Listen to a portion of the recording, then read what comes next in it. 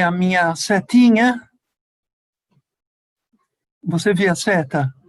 Nós mencionamos que, na última vez, o âmbito da raiz que está ligado com as trocas de substâncias, e isso é feito por sistemas bioquímicos muito complexos.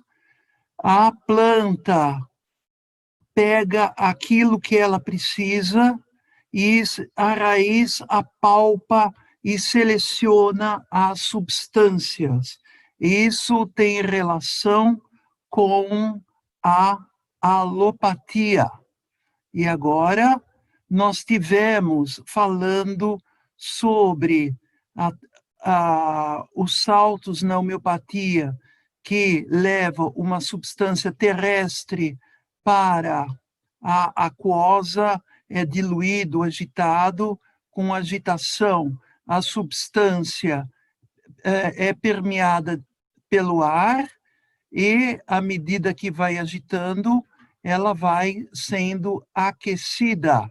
E essa relação de sutilização da substância está muito relacionada também com a sutilização da planta. A planta, entre céu e terra, ela anseia ir para o céu, saindo da terra. E toda essa transformação que ocorre na folha, nas folhas, essa transformação é um querer, por assim dizer, da planta para ela poder se transformar em flor. E a cada ascensão dela significa um tornar-se flor. E nesse caminho, começando com a terra, nós temos uma arquitetura da planta. E essa arquitetura nos revela, na primeira folha, o estilo da planta. Nossa, é tão difícil mexer nessa seta. Então, essa... Não, é que ela se perde. Depois, esse estilo arquitetônico da terra, que é a planta com pecíolo, ela passa para um degrau seguinte, mas ela não passa gradualmente, nem dá. Então, ela dá um salto e passa para o estilo arquitetônico ligado à água, que são das plantas com superfície, tipo Vitória Régia. Depois ela dá um salto em direção à flor e já vai se tornando recortada, aonde o ar ingressa pelos interstícios da planta, e aí ela dá mais um passo, e isso daqui é verde naturalmente, ela vai agora na forma de ponta, como a última forma arquitetônica ligada ao âmbito foliar. E esses saltos, terra, água, ar, calor, pecíolo, superfície, recorte e ponta, são análogos àquilo que acontece com a dinamização homeopática e também o que também se usa na antroposofia, e esses percorrer os elementos em direção do cosmos é realizado pela folha, e essa é a característica da homeopatia. Quanto mais diluído, mais em direção à flor. Porém, nós temos algo muito interessante, que é da baixa dinamização, que está ligada com o princípio terra, até a alta dinamização, nós estamos no âmbito da dinamização, no âmbito homeopático. Então, 2, 3, 4, 5, 6, 7, 8, todas essas diluições, elas vão sendo aquelas rarefações cada vez mais até 10 mil, 100 mil, 1 milhão, eles são medicamentos homeopáticos. Agora, no antroposófico, são medicamentos que estão ligados com o âmbito floral, aonde partindo do mesmo ponto, todos os verticilos florais, esse daqui primeiro, está ligado com o calor. O segundo está ligado com o elemento éter. Então, essa primeira parte da flor tem como contrapartida a última parte, o último degrau da folha. A segunda, o éter de luz, ela tem uma relação com o elemento ar. A terceira, o éter químico, que são os nectários, que são glândulas que produzem néctar, tem relação com o líquido, com o quimismo e com o elemento água, que é líquido. E o elemento mais sutil, o éter de vida, que é o pólen e os estames, ele guarda uma relação com o mais próximo da Terra, com o elemento terra. Então, medicina e farmácia antroposófica são formados por 4 processos farmacêuticos distintos, e na homeopatia, esses 4 estão envolvidos em em 4 processos, e cada um tem uma característica. Então, vocês, para entender isso, nós vamos entender agora esses processos, mencionando o claro e o escuro.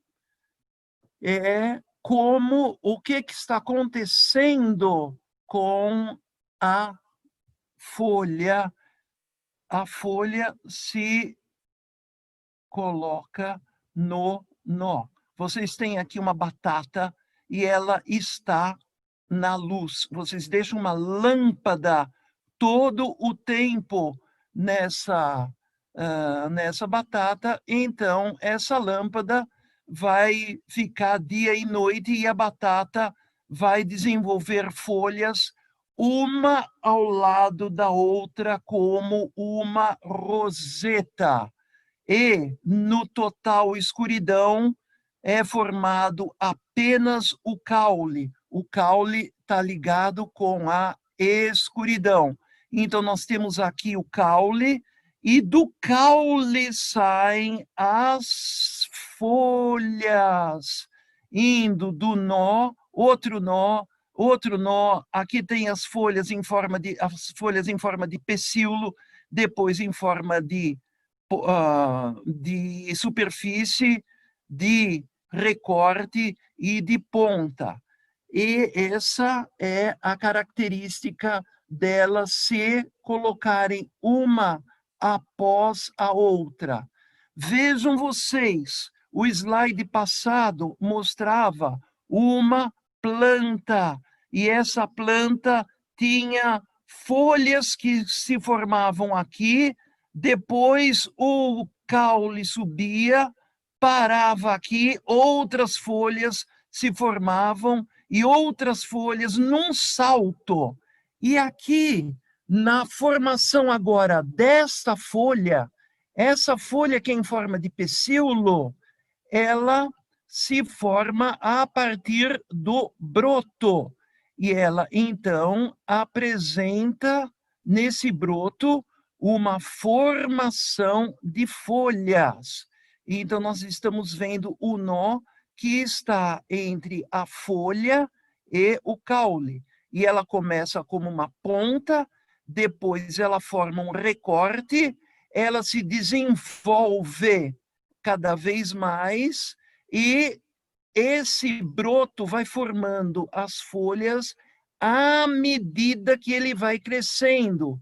Então, salto por salto, ele forma as folhas. E aqui nós temos o broto da planta, do caule, formando folhas.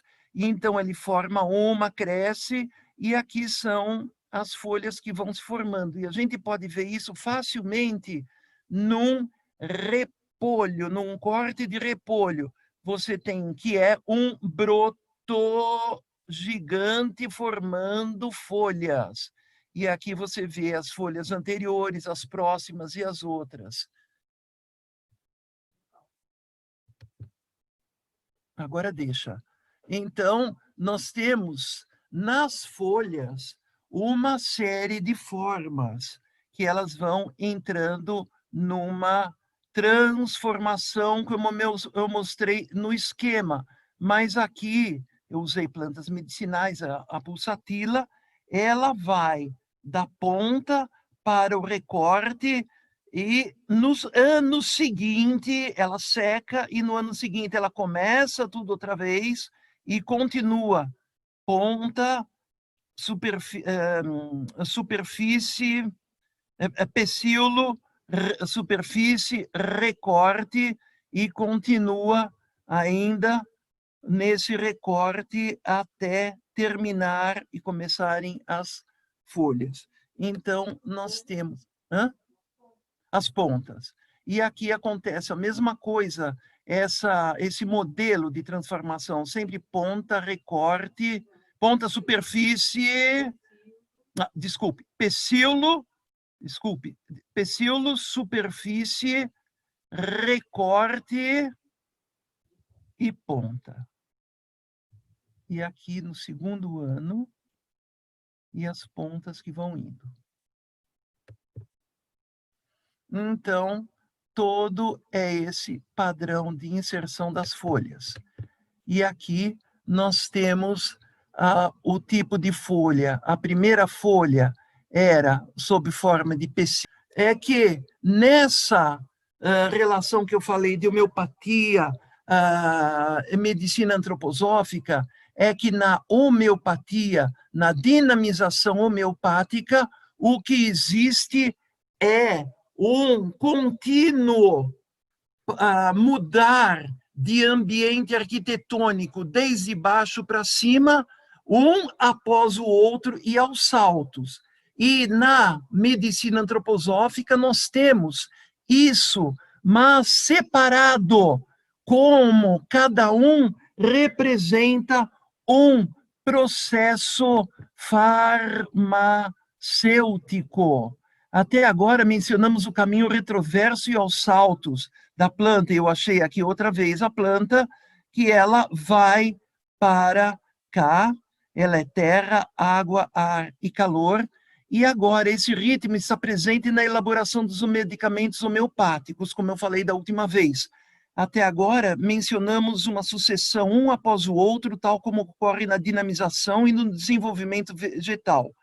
A seguida, nós vamos examinar o desenvolvimento que ocorre um após a outro, um dentro do outro, desculpe, aqui está errado, como acontece nas folhas.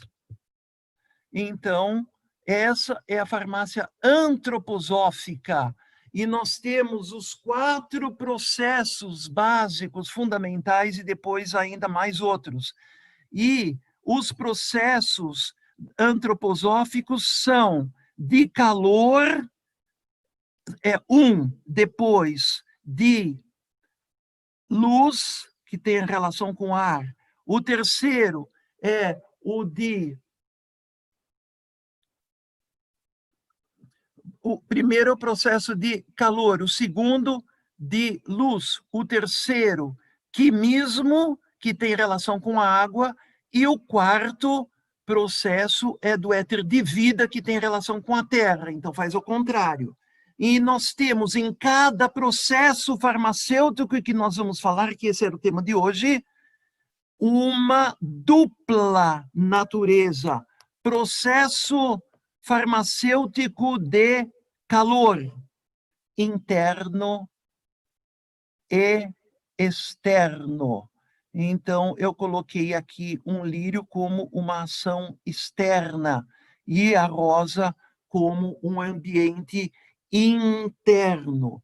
Ou seja, isso é só uma ilustração, mas nós temos, então, processo antroposófico de calor interno, processo antroposófico de calor externo, processo antroposófico de luz interna, processo antroposófico de luz externa, processo antroposófico de quimismo interno, processo antroposófico de quimismo externo.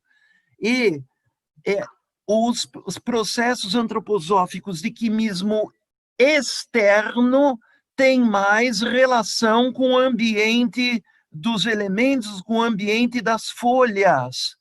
E os processos farmacêuticos de quimismo interno têm mais relação com a vida eterna, interna, com a relação ligada às flores, um dentro do outro.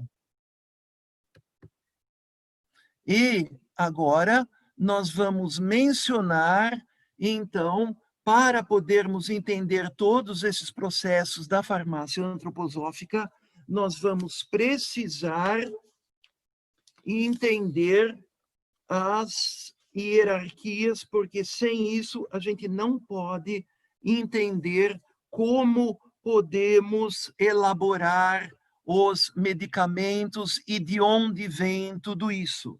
Então, nós temos duas características. Por que eu estou falando isso? Porque nós estamos ligados a dois elementos. Uma interiorização no espaço, que é o processo farmacêutico antroposófico geral, éter disso e éter daquilo e tal, e uma interiorização no tempo. E para nós podermos entender esses dois processos de interiorização no espaço e no interiorização do tempo, nós precisamos falar, então, de uma música. Nós estamos agora num ambiente de um concerto num templo. E nós ouvimos esse concerto de uma maneira maravilhosa, uma missa de Bach, onde nós temos coro, orquestra cantando e tocando, descrevendo o divino, descrevendo o mundo celestial, descrevendo Deus. Mas isso é descrito por Bach e recriado pelos músicos e pelos ouvintes através de uma música que percorre o tempo. Essa música que percorre o tempo é uma música temporal, é uma música que está ligada ao contínuo, aos processos de desenvolvimento no tempo. Mas, quando a orquestra para o órgão e tudo fica reverberando, a última nota reverbera, pam, e aquilo fica pam, até terminar. Vamos prolongar esse tempo. Nós temos aqui toda a música na forma contínua e persistente, que não existe tempo, e nessa reverberação nós podemos agora ver o divino, ver Deus, através dessas notas que estão reverberando continuamente, e notas que indicam um profundo amor, como flautas, como os sons mais agudos, que são ligados aos serafins. Os serafins, nesses tecidos, são as notas amor. E agora nós vamos encontrar, como nas cordas, seres que conciliam tudo aquilo que está acontecendo na evolução com uma profunda sabedoria, e qualquer novo acontecimento eles integram com a sua profunda sabedoria. São os querubins, e esses querubins, eles estão ligados com essa conciliação, são notas que relacionam. E aí nós vamos ter os tronos, como nós mostramos antes, uns símbolos de uma igreja da Romênia, que ainda colocou todos eles, na situação de um ser, notas de metais, trompete, trompa, trombone, grandiosidades, graves, contrabaixos, e essas notas dizem, eu quero criar, eu quero realizar alguma coisa nova, além dessa criação que já existe, que onde tudo é simultâneo, onde nada pode haver de diferente, porque tudo é na simultaneidade. Esses são os tronos. Então, nós temos aqui a primeira hierarquia, e aqui nós temos o tempo interiorizado, o tempo contínuo. E agora nós vamos passar para a segunda, que é a criação da Terra.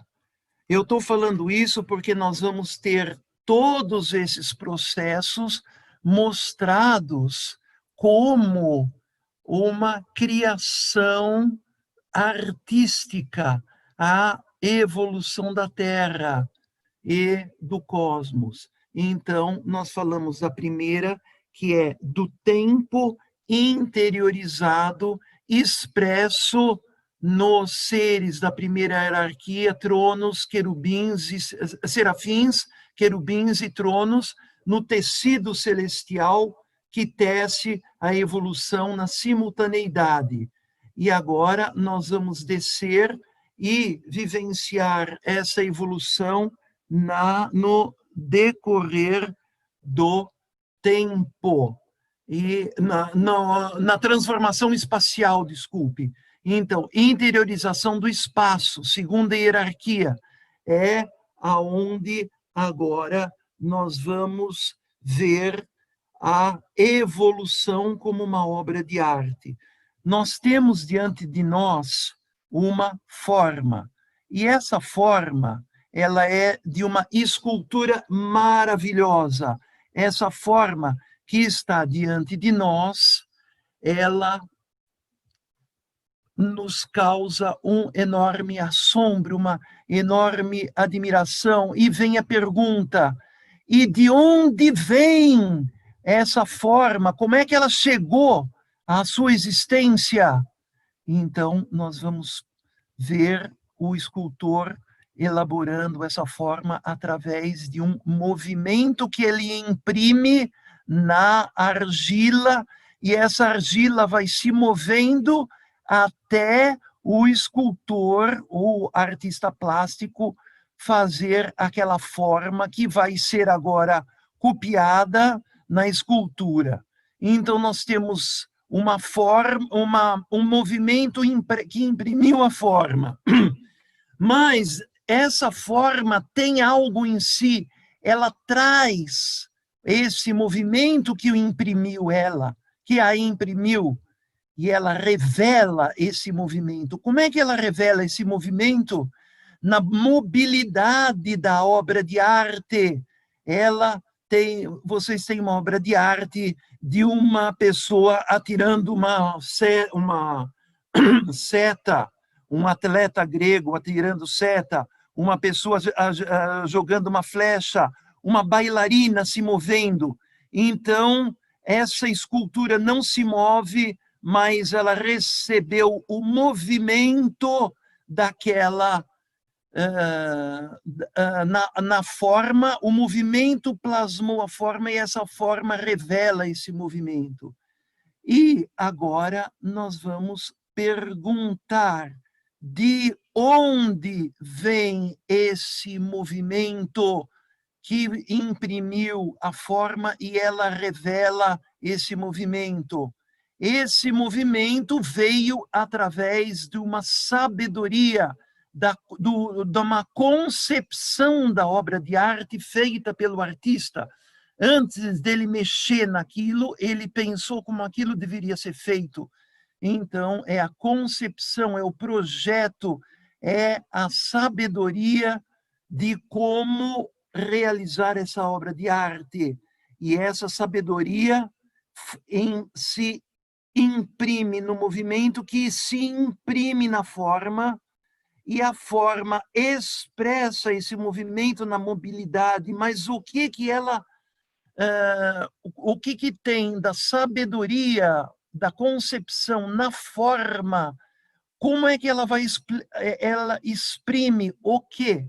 Essa forma, o movimento imprimiu a forma expressa o movimento, a sabedoria, a concepção imprime a forma, e a forma expressa o estilo. Então, essa sabedoria impressa na forma, essa forma traz em si, de maneira invisível, essa sabedoria, mas ela expressa essa sabedoria. E de onde vem essa sabedoria que foi impressa na forma e que a forma expressa o estilo dela? Vem de um profundo querer, uma calorosidade do escultor. Se vocês forem ali no Ibirapuera e virem aquela escultura feita em granito, quanto trabalho, quanta energia, quanta força de expressão ele precisou colocar naquela arquitetura, naquela escultura, para que ela, com essa calorosidade toda, com esse empenho, ele imprime isso como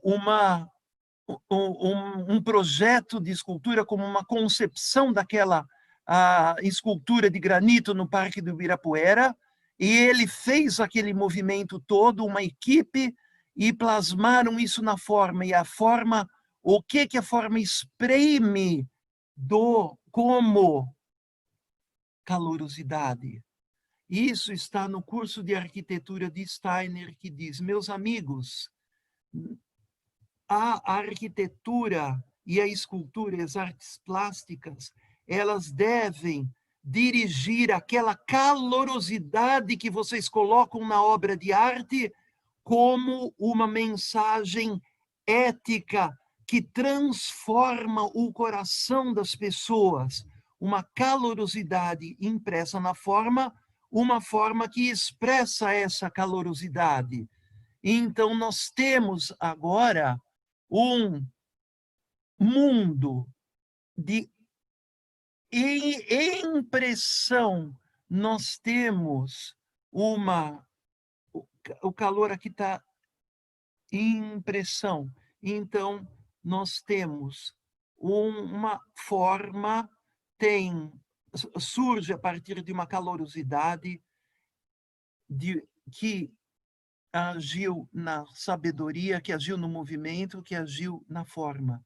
E assim é a obra de arte da evolução cósmica, onde os tronos dirigem a sua vontade, os espíritos da sabedoria imprimem a sabedoria, os espíritos do movimento imprimem o movimento nessa obra de arte, e assim é formada a Terra com todas essas maravilhas, e essa Terra expressa uma mobilidade, e a expressão dessa mobilidade é denominada anjo. Essa Terra, essa forma humana, ela exprime uma sabedoria, uma transformação, uma luz interna, e esses são os arcanjos. E essa forma expressa a calorosidade primordial e como um calor interno, e esses são os seres arqueus. Temos, então, a evolução terrestre como expressão de uma obra de arte, e agora nós podemos entender os processos de calor interno, de calor interno que transforma internamente as substâncias. Nós temos o processo antroposófico de luz interna que transforma os medicamentos internamente, os medicamentos antroposóficos. Nós temos os processos de quimismo que transforma internamente as substâncias, e é o processo farmacêutico antroposófico que expressa, que imprime e que faz com que ela tenha a matéria-prima tenha uma interioridade. São processos ligados, então, à expressão, faz com que essa matéria se exprima, e uma ação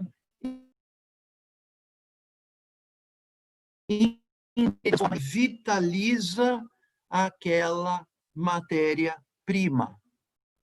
Vamos pular isso, porque vocês não entendendo, eu expliquei com a minha voz tudo isso que foi falado, e agora nós vamos começar os processos farmacêuticos de calor interno. Desculpe, os processos farmacêuticos do éter de calor, que transformam internamente as substâncias, e os processos farmacêuticos de calor que transformam as substâncias, esses processos farmacêuticos de calor que transformam as substâncias internamente, eles agem como processos externos de calor que transformam internamente as substâncias, e processos internos de calor que transformam, então, terra, água, ar, calor. A correspondência da terra é éter de vida. A correspondência do elemento ar é o processo farmacêutico do éter de luz. O processo farmacêutico do éter de água, do elemento ar, é o éter de vida, éter químico, desculpa. Vou voltar outra vez. O processo farmacêutico do elemento terra é o éter de vida, é o processo farmacêutico do éter de vida. O processo farmacêutico do elemento água é o processo farmacêutico do éter químico, esse que nós desenvolvemos. O processo farmacêutico do elemento ar é o éter de luz, e a equivalência do elemento calor é o processo farmacêutico do éter de calor. Todos eles transformam internamente as substâncias, e o éter de calor interno e externo significa transformar as substâncias internamente e transformar as substâncias externamente.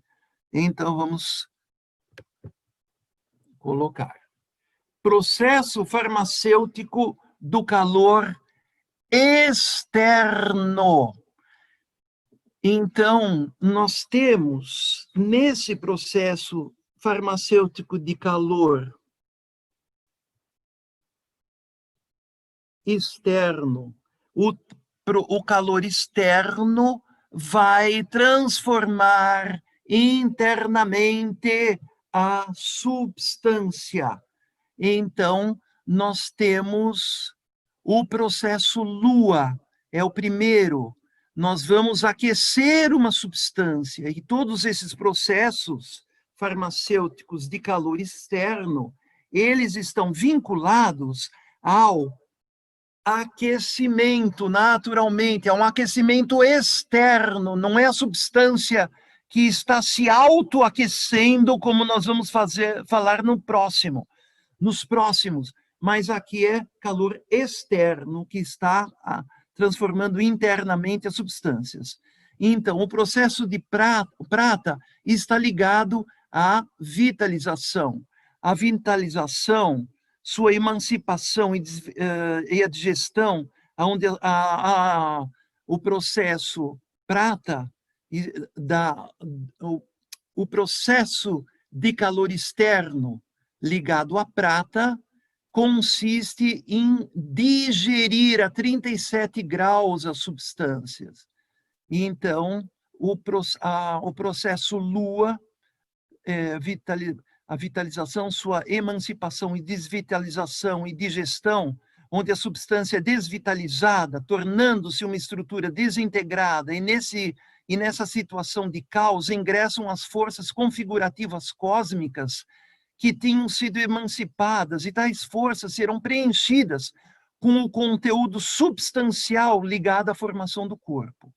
Então, a digestão, processo prata, a substância vai sendo quebrada, digerida, suas forças etéricas emancipadas, e essa forma de digestio, de caos, será preenchida com as forças de natureza semelhante àquelas que foram emancipadas da planta. Então, o processo prata é 37 graus. Processo cobre é infusão, é um calor um pouco mais forte, e é aquela delícia que a gente tem quando está em sociedade tomando o nosso chazinho. Então, na infusão, a água fervente despejada na planta vai esfriando até se tornar agradável para saborear o chá, muitas vezes na alegria de um convívio social. E agora, o processo mercúrio está relacionado com duas tendências opostas. E o processo mercúrio no calor, no processo antroposófico de calor, ele é relacionado com ar e água. É o cozimento, e quando vocês cozinham, saem bolhas de ar. Então, é o cozimento com o retorno do vapor para a preparação. São utilizadas plantas que agem nos processos aéreos que ocorrem no sistema metabólico com um mucuminho e erva doce. Nós temos o processo ouro, relacionando o ponderável com o imponderável, a rarefação com a condensação, o cosmos com a Terra, como no minério de ouro, nós encontramos muito profundamente na Terra, e o ouro é encontrado em pequenas quantidades no ar que respiramos numa dinamização como na D8.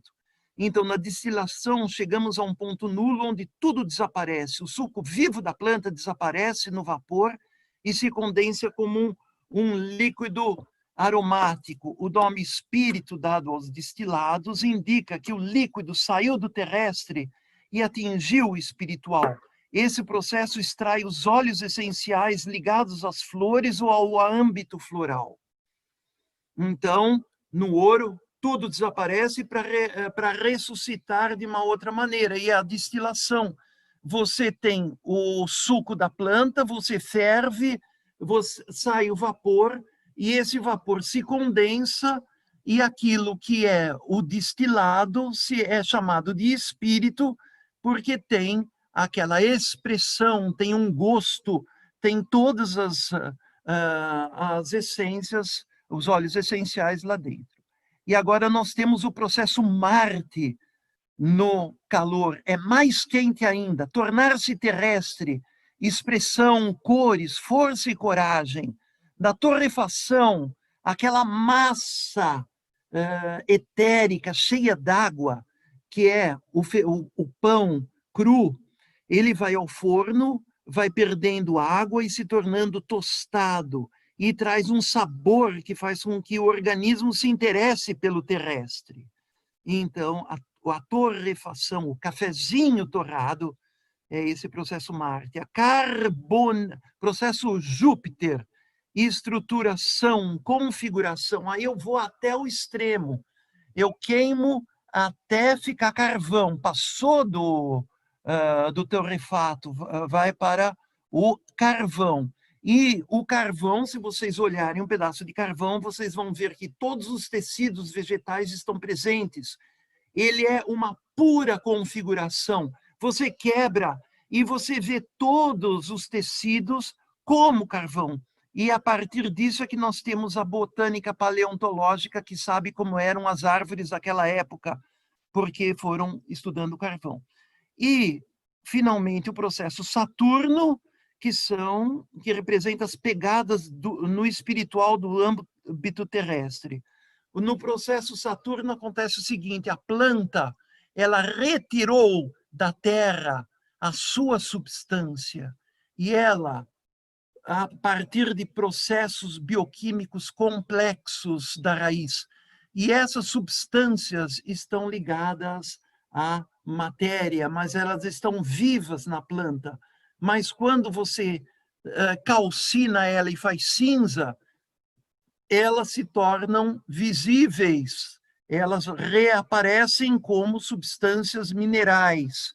Então, na incineração, vocês têm o processo Saturno, que representa o projeto daquela planta, ou o que foi pensado mais como composição química. E assim a gente pode usar para lidar com a vitalidade daquela cinza que nós estamos lidando, para ajudar a adubar a planta em questão ou fazer com que ela desapareça. E assim nós temos os processos de calor externo. Agora, nós temos os processos do calor interno, que isso é de fundamental importância para a farmácia antroposófica.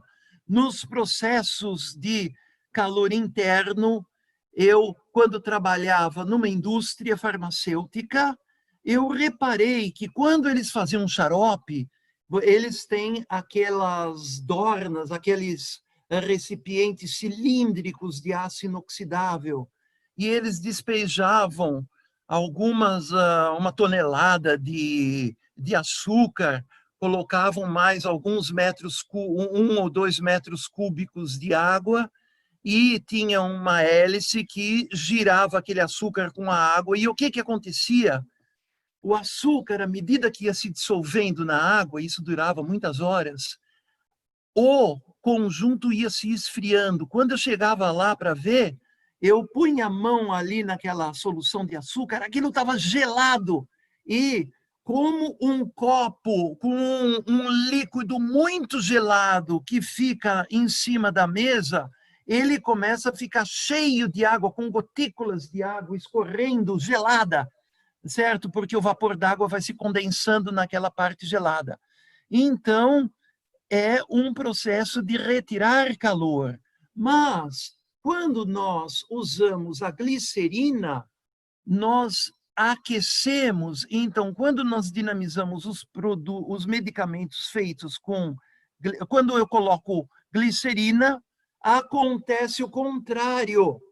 Nós dinamizamos inicialmente na água em 1/3, durante uns 3 minutos, e agora nós completamos o volume daquilo que foi com a glicerina e dinamizamos outra vez. E à medida que nós vamos dinamizamos, a temperatura vai aumentando até uns 25, se aquilo estava bem nos 15 graus do meio ambiente, vai ficar a uns 25, 30 graus, e isso durante essa dinamização.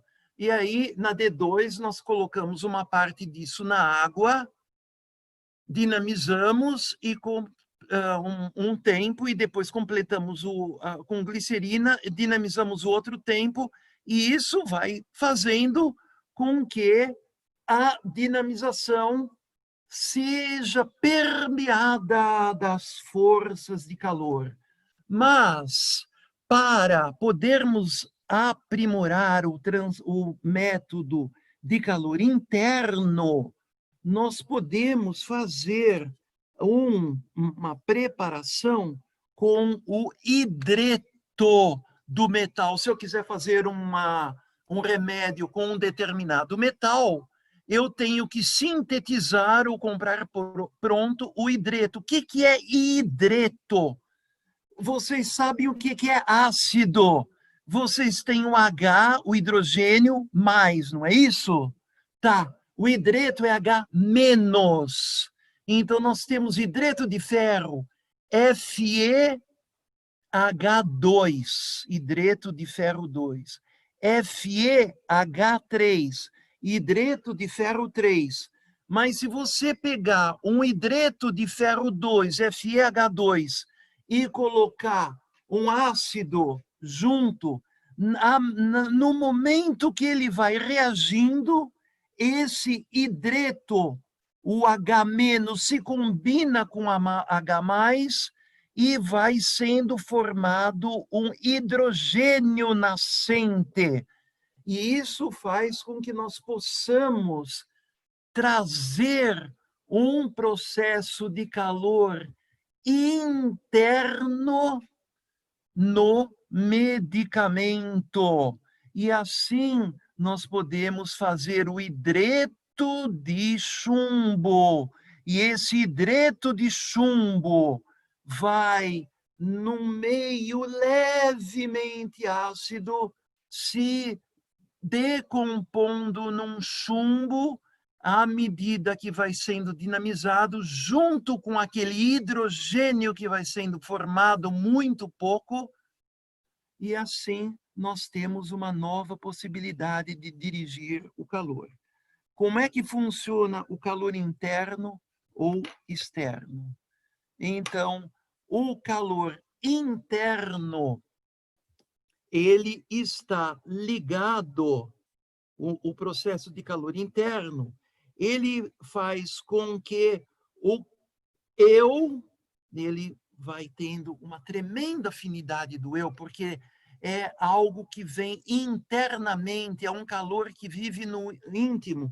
E esse eu agora vai podendo agir no astral.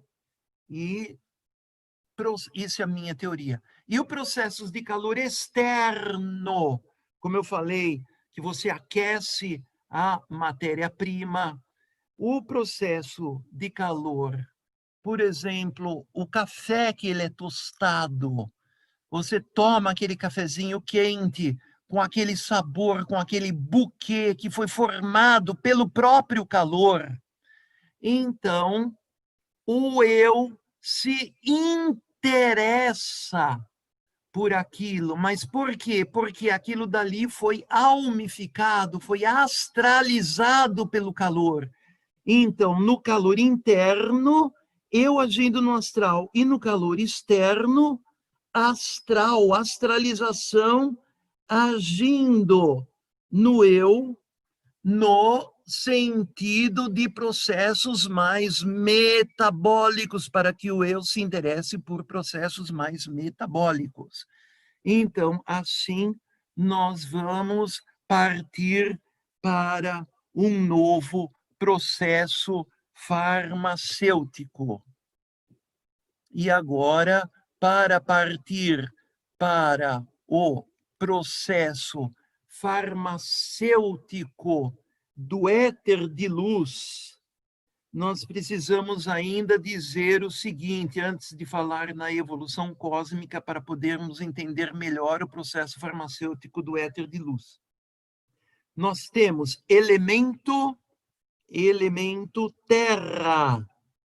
Esse elemento terra foi a pedrinha que eu quebrei para triturar, e ela foi se tornando agora um pó que já parece água. Depois ele se dissolveu e passou para o elemento água.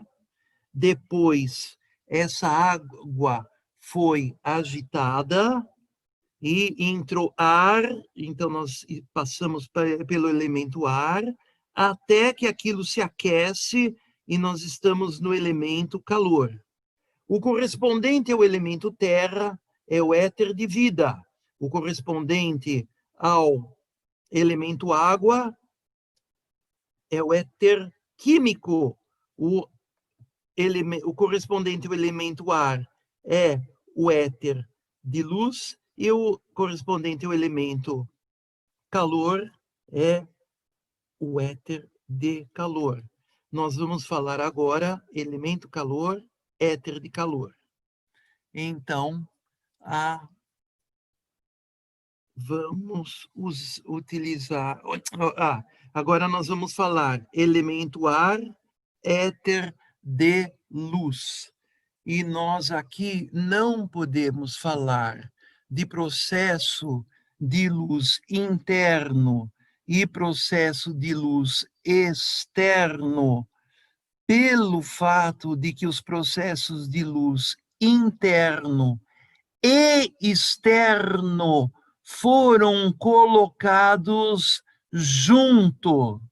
Isso nós vamos ver depois. Mas para a gente falar dos processos do éter de luz, nós vamos falar da evolução cósmica na formação do antigo Sol. Nós mencionamos o antigo Saturno e agora nós vamos falar do antigo Sol. No antigo Saturno, nós temos aqui um trono que ele queria criar, como nós falamos já, e ele oferece todo o seu ser sagrado, todo o seu ser maravilhoso. Eu estou falando da evolução do antigo Saturno para poder falar do antigo Sol melhor, tá? Então, esses tronos, eles querem criar. Então, eles como que se colocam em cima do altar do templo e oferecem como um incenso que está queimando, dizendo: eis o nosso ser, que seja o nosso ser uma nova criação, que seja o nosso ser a semente para algo maravilhoso que pode nascer, e eu quero colaborar com isso com o meu próprio ser. Mas esse calor que eles ofereceram ainda não tinha uma capacidade de criar, de fazer uma transformação a ponto de criar novos mundos, novos seres, novas dimensões. Então, os seres conciliadores que guardam toda a sabedoria do universo, denominado querubins, que está aí em azul, os que estão em cima dos tronos, que estão aqui, eles acolhem esse sacrifício dos tronos, e esse acolhimento dos querubins é realizado de tal maneira que eles como que fundem o seu ser e transmitem algo que é muito mais elevado do que dos tronos, fazendo com que essa substancialidade de querer desenfreado para criar aquilo com todo o entusiasmo, ele transforma aquilo numa materialidade dos tronos, porém adaptada a viver a ser a matéria-prima para trazer uma nova evolução.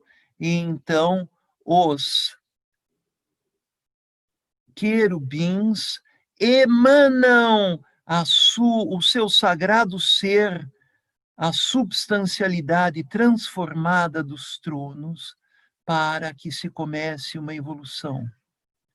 E aí, seres muito mais abaixo, ligados também com o calor, mas esses seres são os seres da impressão do calor, como vocês viram naquela tabelinha que eu colocava um em cima do outro aqui, calorosidade, e lá embaixo o calor. Esses seres arqueus, eles vão eles têm impressão, não é isso?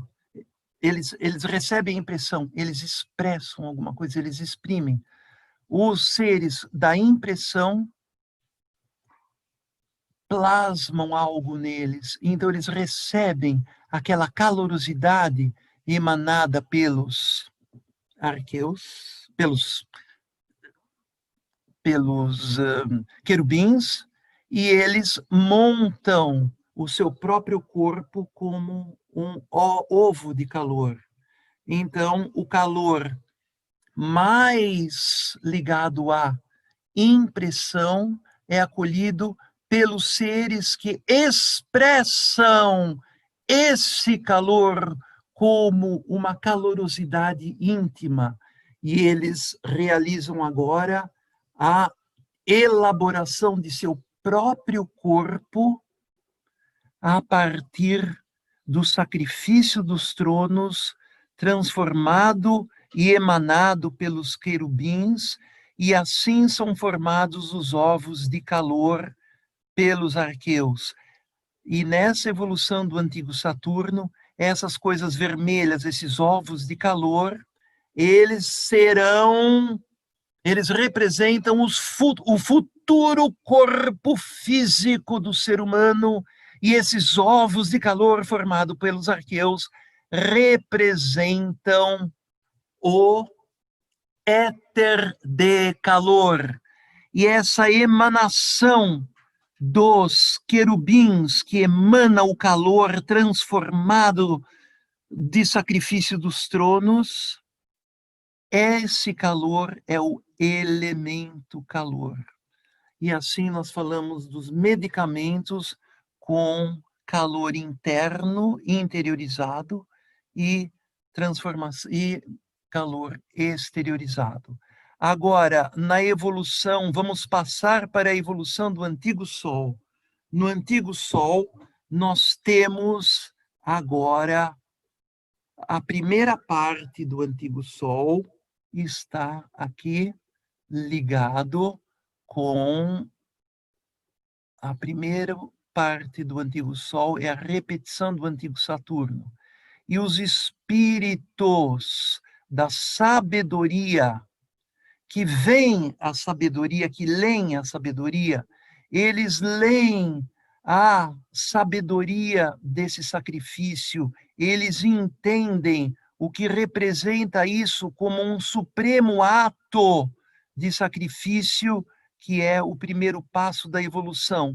E eles, ao observarem isso, eles ficam extasiados, eles ficam, mas isso é uma maravilha. E eles se comportam como a gente quando vê um concerto maravilhoso. Você vê aquilo e todo o seu ser está colocado naquilo.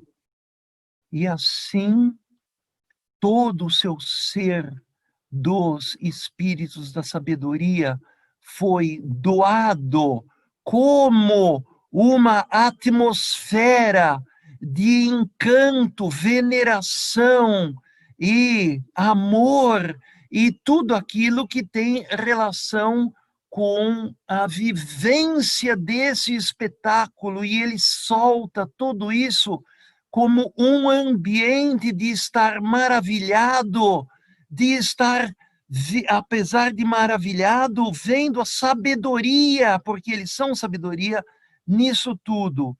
E esse ambiente é aquilo que vai se transformar no futuro em atmosfera, ainda ambiente, e depois essa atmosfera ambiente se tornou o ar. E isso que eles fazem é o elemento ar. E agora, seres, vocês viram que aqui vocês têm tronos, que é calor, sabedoria, que é os espíritos da sabedoria, e embaixo aqui estão ligados ao ar, aqui embaixo o que estão ligados à luz, que são os arcanjos. E eles como que aspiram essa atmosfera de encanto. E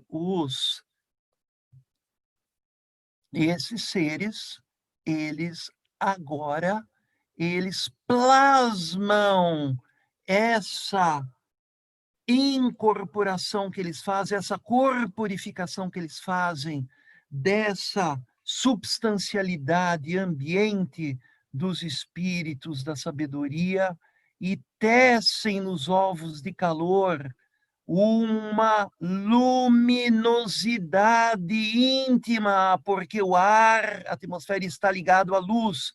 Então, esses corpos de calor preenchidos por uma luminosidade realizada pelos arcanjos brilha, e esse é o antigo sol que emana a sua luz de sabedoria transformada intimamente, que brilha emanando a sua luz de atmosfera, de encanto e beleza. Então deve ser a quintessência do paraíso. E assim nós temos a evolução do antigo sol. Essa atmosfera representa, emanada pelos espíritos da sabedoria, é aquilo que vai se transformar no elemento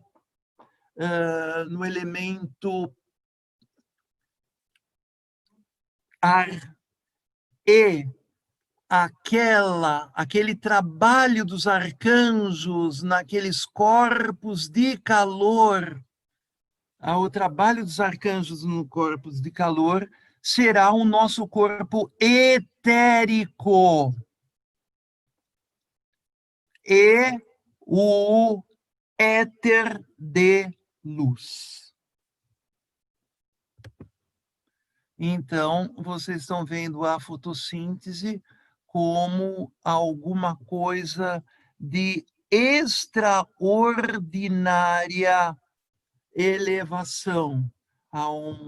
E aqui eu tenho a reação da fotossíntese ligada ao processo farmacêutico de luz.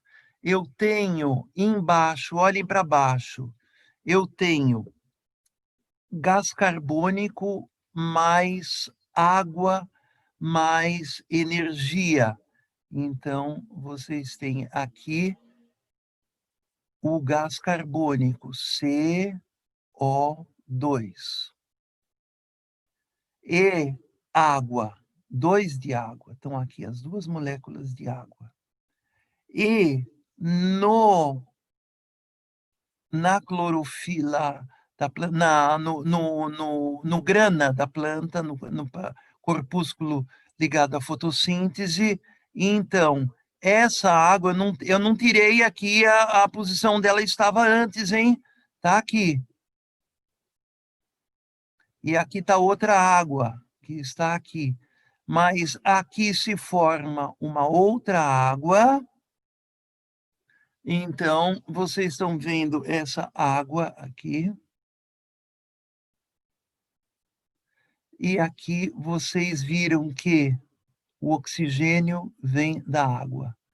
Todo o oxigênio que nós respiramos vem da água.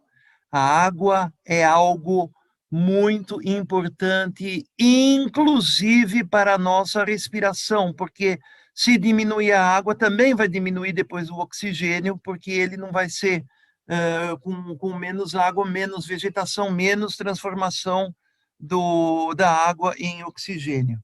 E agora nós temos aqui em cima isso, CH2O. Isso é o açúcar, C6H12O6. E uma outra água. Então, essa é a importância da síntese clorofiliana e de sua formação.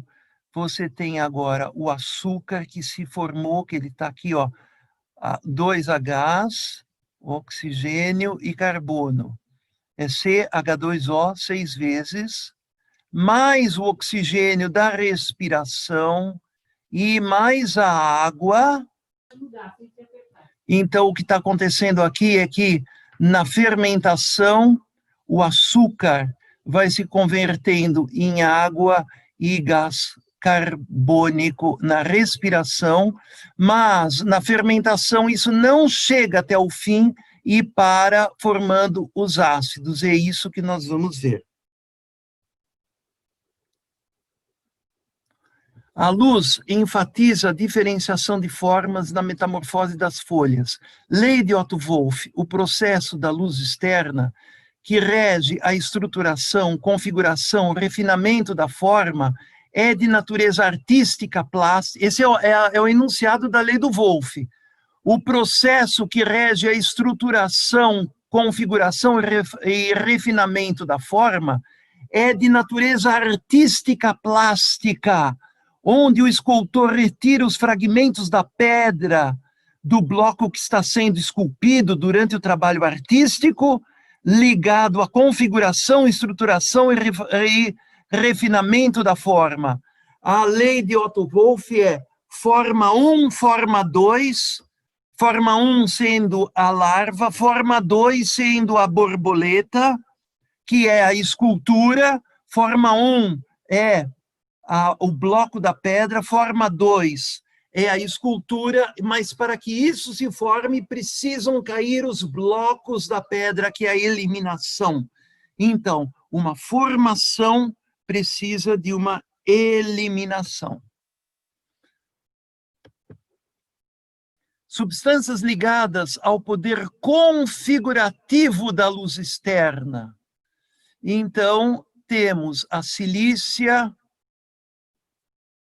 Isso daqui nós já vamos passar um pouquinho mais adiante. Processos farmacêuticos de luz externa. Então, no estilo barroco, você vê a expressão desse processo farmacêutico de luz externa na música composta por Lutero, von Himmelhoch da komme ich her, que é das alturas celestiais eu venho até vós. E agora, na versão moderna, na transição das eras, entrou a luz espiritual, cósmica, no fluxo temporal dos acontecimentos terrestres, da meditação da pedra fundamental. Esse é o processo luz. E ele está ligado à silícia. Luz como energia luminosa. O primeiro degrau de descida da luz é a silícia. E eu não vou entrar agora em detalhe, mas esses são os processos de luz externa que eles produzem. Então, o primeiro degrau de descida da luz foi sob a forma de silícia. Então, eles têm toda a característica da luz, que é formar, configurar, como vocês viram na metamorfose das folhas, que muda tudo, e eliminar.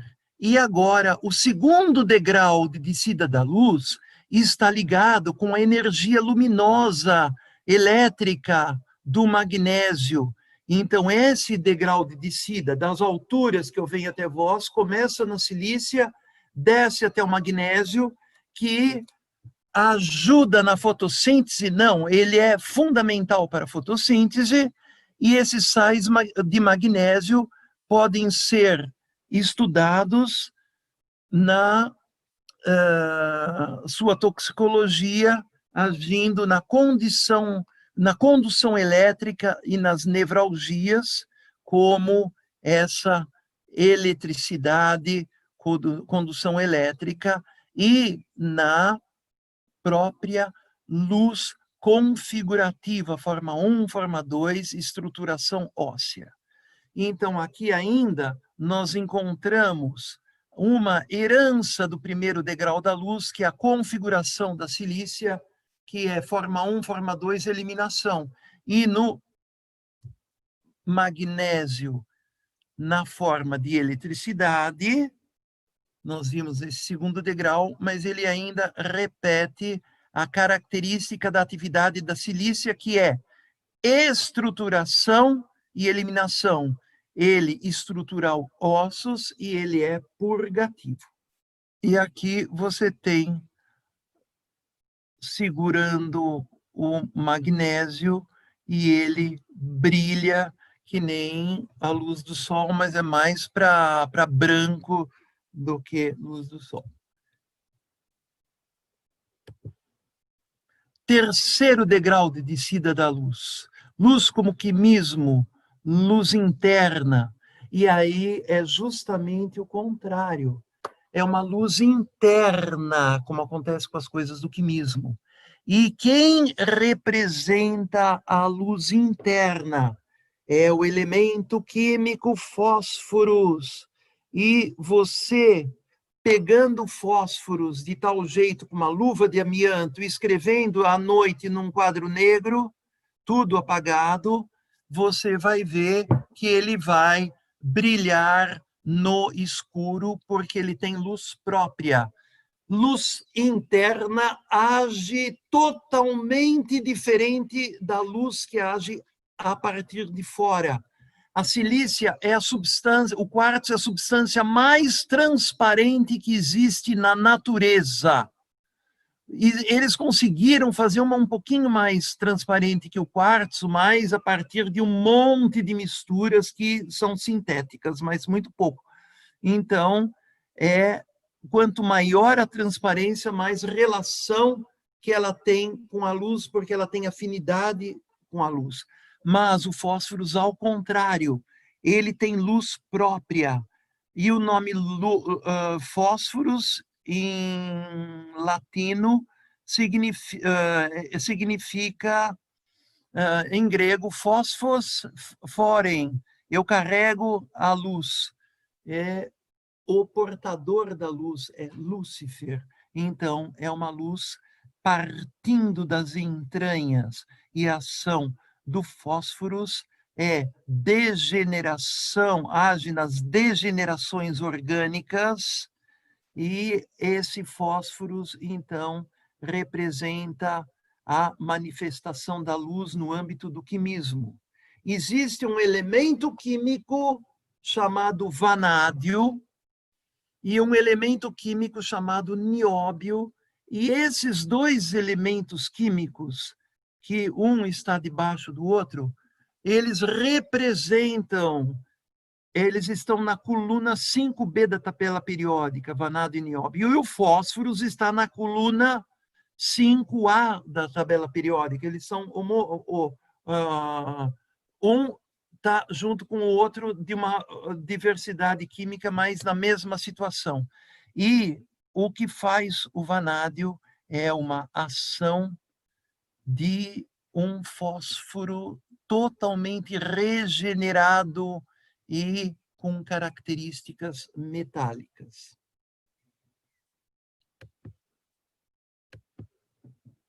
Degraus de descida da luz. Luz como vida. É o carbono, luz que chegou à Terra. E ele possui nanoestruturas químicas que configurou a vida, microcélulas e tecidos, macroestruturas vegetais. Então, agora, o carbono, que emite luz também, ele tem uma característica de luz ligada à vida. Então, luz cósmica, silício, luz como energia luminosa, magnésio, eletricidade, luz como energia do quimismo, fósforos, luz como vida, açúcar, carbono. Aqui devia estar escrito eletromagnetismo e aqui magnetismo e vida. Processo farmacêutico de luz interna agora. aqueles eram externos. Então, nós temos emancipação das forças plasmadoras da luz presa ou permeando a substância e dirigindo essas forças ao medicamento. Então, quando eu pego o processo farmacêutico de luz interna, eu tenho que tirar a luz que está internamente agindo na substância. E qual é a luz que está agindo na substância? É o açúcar e todos os seus componentes. É a fotossíntese. Então, o que nós vamos fazer no processo farmacêutico da luz interna é pegar o açúcar e fermentar ele e tirar todas as suas forças de coesão que foram plasmadas pelo sol e pela luz, tirar essas forças que se interiorizaram de uma maneira maravilhosa na fotossíntese e tornar isso disponível para agir como um processo estruturante configurativo no medicamento. E o que nós estamos emancipando no açúcar quando a gente pega uma planta e fermenta ela? Vocês têm aqui a glicose. Ela pode se apresentar nessa forma de isomeria de. Se vocês vão olhar aqui, vocês vão ver uma diferença, que aquele O está ali, ela tem a mesma estrutura química, ela tem tudo igual, mas ela ela muda a estrutura química, você vê que uma não pode chegar, uma se complementa com a outra. Então, vocês têm toda essa estrutura configurativa do açúcar. E vocês vão tirar isso, vocês vão quebrar isso para dar uma coisa sem nada dessas estruturas configurativas. Continuando aqui. Aqui é C6H12O6. Isso é açúcar. Mas olha só como é que ele se comporta. Eles têm todos esses OHs voltados para um lado. Aqui vocês têm esses três e o outro OH foi para o outro lado. Então você tem uma outra configuração geométrica. Agora vocês têm esse daqui que voltou para cá e esse outro volta e assim. Então você tem uma outra configuração. E aqui você tem uma outra configuração, mas só de posicionamento na estrutura. E essa estrutura vai mudando de geometria. E a representação dele no espaço, aqui é na reta, aqui é no plano, mas aqui ficou espaço, é totalmente uma diferente da outra.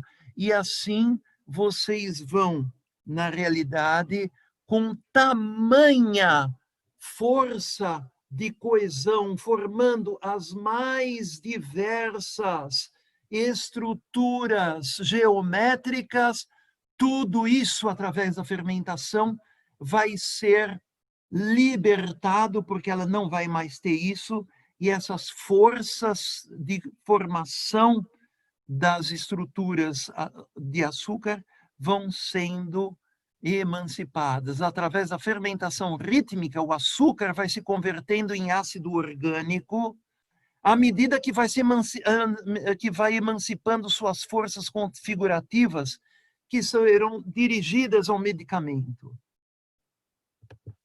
E assim nós temos o processo Vala. Vocês pegam a planta,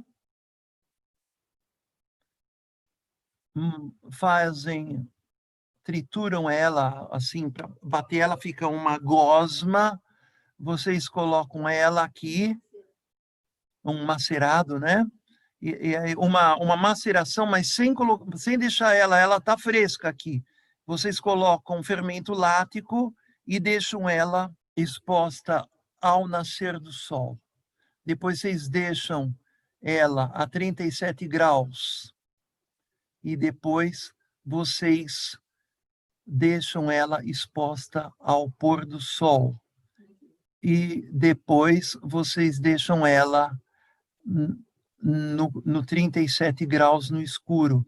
Depois vocês deixam ela exposta ao novo nascer do sol. Depois vocês deixam ela no frio, desculpe. Vocês deixam a planta no frio, no nascer do sol. Depois aquecem ela a 4 graus, a 37 graus no escuro. Depois no pôr do sol, no frio.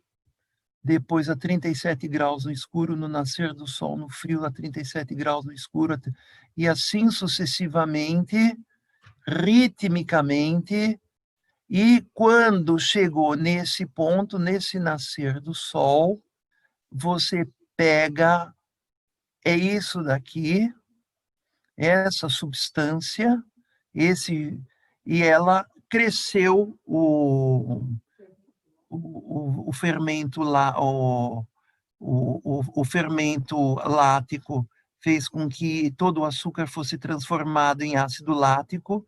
Você peneira isso, então todo o açúcar já foi emancipado. Você coa isso no pano, espreme e joga nesse vidro.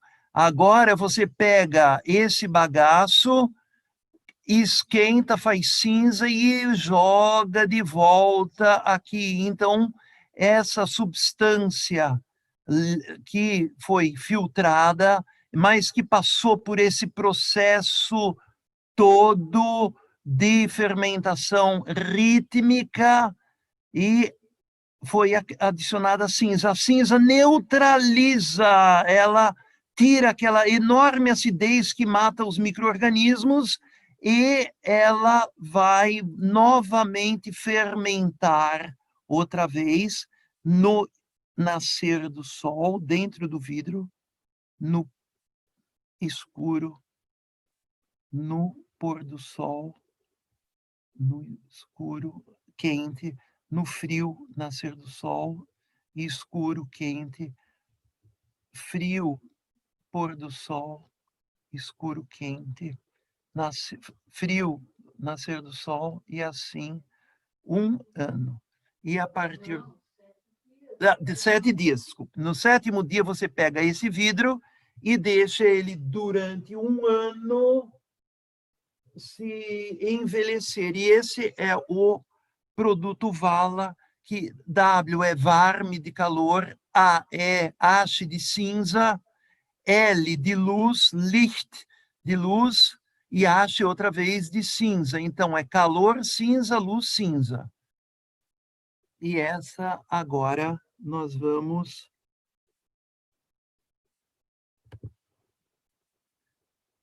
Resumo: luz externa, dos sagradas alturas eu vou até vós. Silícia ainda como luz sagrada, magnésio sacrificando-se como energia luminosa, fósforo interiorizando como quimismo e carbono ingressando na vida da Terra. E a luz então passou, ela fez-se carne, e o verbo fez-se carne. E aquilo era só o resumo, não vai precisar. Vocês estão ouvindo?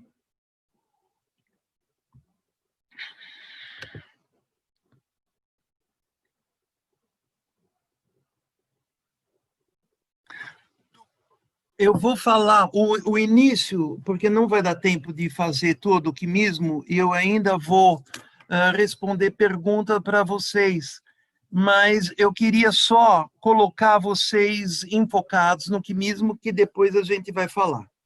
Então, quando tudo começou, numa reunião na biblioteca da Clínica Tobias, nós estávamos trabalhando na ABT, éramos casados fazia pouco tempo, e o Dr. Calix, Máximo, Ivan Michael Bleich, Marilda, eu e quem mais? Depois vocês me dizem, eu não me lembro mais, mas faz tempo.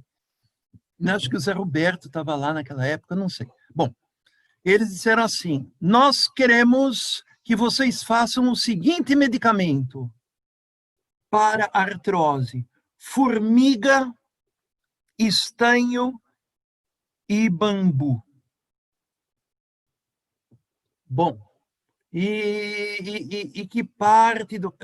É isso, formiga, mas que tipo de... Vocês vão fazer tudo isso.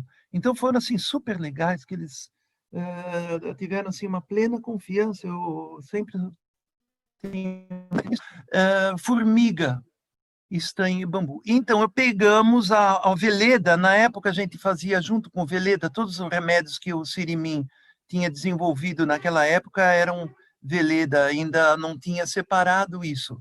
Então colocamos o destilado de formiga, que é o ácido fórmico, que está aí escrito, estanho, um óxido de estanho, SNO2 com água da SNOH2, mas não é hidróxido, é um hidróxido que não é ácido, não é básico, é mais ácido.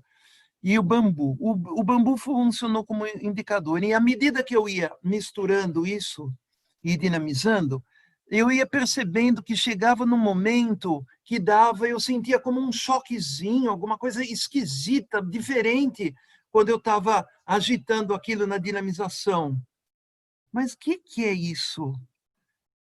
E aí eu percebi, isso daí é o ponto. Então, esse é o estado de transição, é o ponto de virada. Porque como é que eu senti? Que choquezinho é esse? Que sensação foi essa? É claro, muda a viscosidade. Então, quando você está fazendo, aquilo dali está muito fluido, quando muda o pH, porque eu ia adicionando hidróxido de potássio nessa mistura, por quê? Porque ela estava estupidamente ácida, não dava para fazer alguma coisa com tamanha acidez. A formiga, do estanho e o bambu estava naquela acidez. Então eu ia mudando aquilo para ficar numa condição vital etérica do potássio e formando água com H do ácido fórmico e o OH do KOH.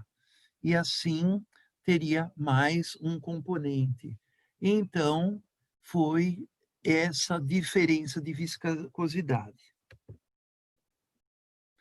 E aí, quando a gente fez isso e estava estudando como é que a gente pode melhorar isso, nós tivemos um encontro com o Joop van Dam, que é um médico, ele faleceu há pouco, e ele, como ele é holandês, ele fazia aquelas reuniões do pessoal da Ita Wegman, inclusive o Bolk tinha um grupo que vinha da Ita Wegman, ligado com o Close, ligado com todas essas pessoas que desenvolveram medicamentos lá no... Tanto que tem um que eles fazem, é novo, um modelo mineral de uma planta. Bom, e o Van Damme disse, Flávio, o Steiner manda fazer remédios do futuro aonde o reino vegetal, mineral e animal entram em uma ligação. E essa ligação, vocês têm que ver um jeito de fazer. Em outras palestras, Steiner diz: é importantíssimo para a farmácia antroposófica vocês estudarem o estado de agregação. Como é que eu vou unir tudo isso? Como é que eu vou agregar aquilo? E tem um monte de estados de agregação conhecidos na físico-química. E então vocês misturam a planta, e Steiner disse, por exemplo, vocês pegam uma gosma de linho, de sementes de linho, uma mucilagem de linho, e fazem um material agregante, um material gosmento, ele chamava aquilo de Klebstoff, um material colante. E assim que você, nossa, que interessante. E nós, com isso, vimos na aula da classe, isso eu ainda falei, nós vimos na aula da classe que há algo de importância, e foi algo de total importância, que Steiner, numa das aulas da classe, quando fala de elementos e éteres, diz algo a Marilda, o que o Flávio faz com aquela sensação de choquezinho, ou sensação de viscosidade, tentando sempre colocar aquilo, é o éter químico. E aí, então, eu disse, depois do que ela disse, assim, não vou interromper agora, mas seria, eu não posso esquecer isso, porque isso aí é importante. Então, quando acabou, Flávio, o que você faz por instinto é éter químico. Eu disse assim, nossa, então é estado de transição. Então, eu descobri que o que eu fazia é fazer o estado de transição e replicar esse estado de transição. E aí nós começamos a estudar toda a química do estado de transição, e assim nasceu o quimismo que vai ser falado na próxima aula. Eu agradeço. O Felipe, ele estava perguntando, Flávio, quando você estava explicando sobre as hierarquias, né? Ele pergunta assim, por que este processo não segue a sequência hierárquica de ir dos espíritos da vontade e calor aos arqueus, como que em um... Peraí. Como é que é? Vou ler de novo. É o Porque seu... esse processo não segue a sequência hierárquica ao ir dos espíritos da vontade aos arqueus, como que em um U, e não só no sentido descendente. O processo de quê? Do calor? Quando você estava... os processos de luz e calor que, da forma, movimento, sabedoria, na verdade, era aquele processo que vinha, né? Sim, nem eu entendi agora. Da evolução, ele perguntou quando você estava falando da evolução cósmica. Da evolução cósmica. O que temos é o seguinte, na evolução cósmica, você vem lá de cima até embaixo. Eu estou vendo o Felipe aí, se você quiser abrir o microfone. Lá de cima até embaixo, na impressão. Eles imprimem, eles carimbam, eles são o escultor que esculpe aquilo e faz a forma. Esses 4, calor, esses daí são os 4 processos que nós vamos fazer na homeopatia. Nós trituramos, nós quebramos, depois nós trituramos, nós fazemos terra, água, ar e calor, e vamos até lá. Nós devolvemos aquilo para a criação. Agora, nos processos antroposóficos, nós vamos fazendo o caminho separado. Primeiro, o calor, outro, luz, outro. E aquilo que os seres lá de baixo fazem. Ou seja, na farmácia antroposófica, nós vamos pegar aquilo que vem do cosmos e interiorizar no nosso coração. E essa é a característica da forma. Nós somos a forma que pegamos aquilo que vem lá de cima e trazemos para o nosso coração dos tronos do calor e levamos isso para a calorosidade do medicamento. Nós vamos um pouquinho, não tão em cima, na sabedoria, trazemos aquela sabedoria como elemento ar e elaboramos isso no nosso coração como processo de luz. Nós vamos um pouquinho antes e vemos nos espíritos do movimento o nos espíritos do movimento o processo do quimismo, não é isso? E aí nós fazemos esse processo, ou seja, a forma serve de espelho. O destino do ser humano era ser, em eras primordiais, antes de existir a queda do paraíso, que o único substância física era o sangue, como que em estado nascente, como que num filme, numa membrana finíssima, e ali ele como que refletia a criação para os criadores. E essa é a missão do ser humano, e isso é feito por várias formas, o escultor, o artista e também o rosacruciano, que vai transformar aquela sabedoria, movimento, forma, calorosidade em interiorização do coração e no produto que pode ser medicamento. Legal sua pergunta, obrigado. O Samir, Flávio, está perguntando o seguinte: Hum. você começou a falar do vanádio e do nióbio em relação ao fósforos. Qual seria a Sim, relação? se você pegar uma tabela periódica da época do Mendeleev, eu tenho isso da próxima vez, eu tenho o slide dessa tabela periódica, mas não importa. Na tabela periódica, tem um quadradinho onde está o vanádio entre o fósforo e o arsênico. O outro quadradinho que tem o nióbio entre o arsênico e o antimônio, e o outro quadradinho que tem o tântalo entre o antimônio e eu não sei o que está embaixo do antimônio. E é assim.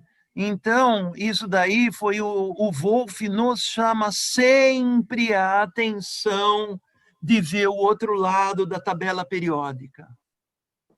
E olhar também a tabela do Mendeleev, que tem essa característica.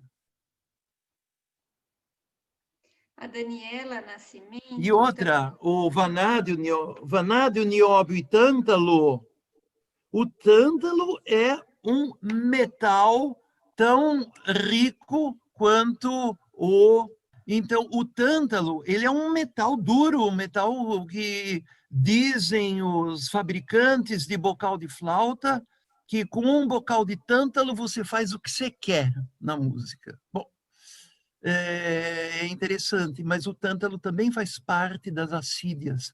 Ele entra na composição do pigmento respiratório, a 0,00 tanto por cento, porque no pigmento respiratório da assídia, que é um protocordado, tem vanádio em vez de ferro, mas o vanádio nunca pode ser separado.